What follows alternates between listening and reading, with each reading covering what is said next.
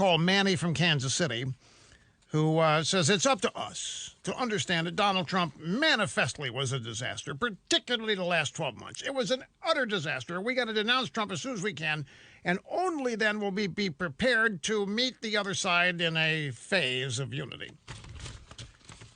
And, of course, I responded accordingly. But I have here in my formerly nicotine-stained fingers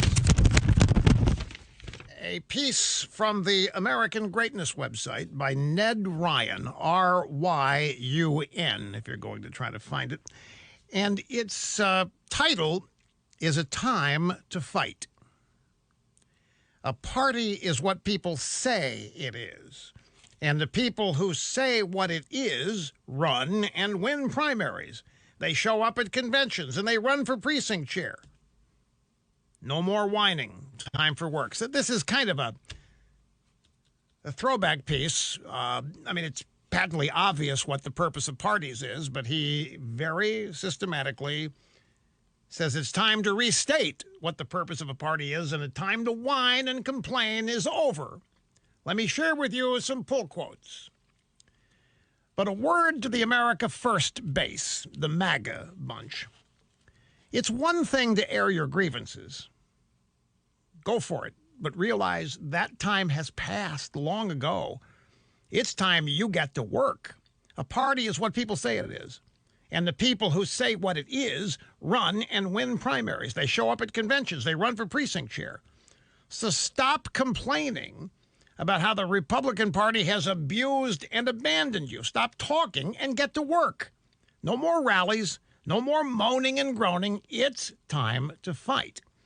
Now, a lot of people think that's exactly what they've been doing. By going to rallies, by making them huge.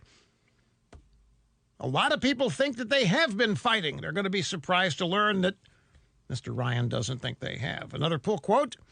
Part of the justification for the latest abuse of the impeachment process was the talk of Trump being like bin Laden and that his supporters are domestic terrorists. Now, this should have made it very clear that the Democrats' idea of unity is submission and conformity to their ideas, their radical ideas, not compromise or return to sanity and reason. They want nothing to do with unity, and you'd better get that memo straight in your head. There will be no dissent. You do not get to dissent to the Democrats. You do not get to disagree with them. You do not. Manny, saying this for you as much as anybody else. It was once the highest form of patriotism. Dissent is now terrorism. If you disagree with the Democrats, you are a domestic terrorist.